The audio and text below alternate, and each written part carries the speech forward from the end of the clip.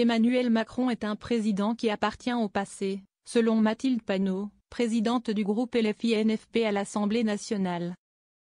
Invitée de BFM Politique, ce dimanche 6 juillet, elle a vivement réagi aux propos du président de la République tenus la veille lors du rassemblement des jeunes avec Macron.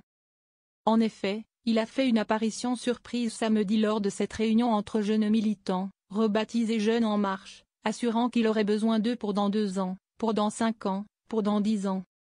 Il a ajouté, « Parce que vous serez là, et parce que vous comptez sur moi, je serai là avec vous. Ensemble, on ne lâchera rien. » Pour Mathilde Panot, Emmanuel Macron ne comprend pas à quel point il est détesté dans le pays. Elle précise, il ne comprend pas que la jeunesse de ce pays est massivement antiraciste, anticapitaliste, a soif de justice sociale et est massivement féministe et consciente des enjeux écologiques. Si est pour ça qu'elle a voté, pour la moitié, pour le nouveau Front populaire en juin et en juillet dernier. Le président le plus autoritaire de la Ve République.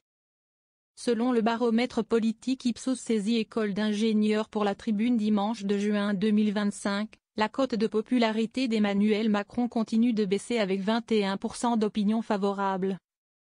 Se rapprochant de son plus bas niveau historique, 20% en décembre 2018, lors du mouvement des Gilets jaunes.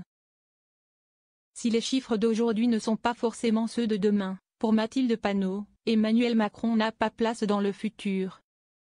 Il n'a toujours pas compris que sa politique a été battue 3 fois dans les urnes, qu'il restera dans l'histoire comme le président le plus autoritaire de la Ve République, mais aussi comme celui qui a ramené la France à l'état d'un pays qui a faim dans la 7e puissance économique du monde avec un Français sur 3 qui se prive régulièrement de repas pour nourrir ses enfants. Légalement, Emmanuel Macron a le droit de se représenter en 2032.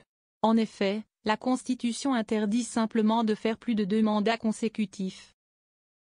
Malgré ce message lancé aux Jeunes en Marche, il n'a, pour le moment, jamais dit officiellement qu'il souhaitait à nouveau être candidat.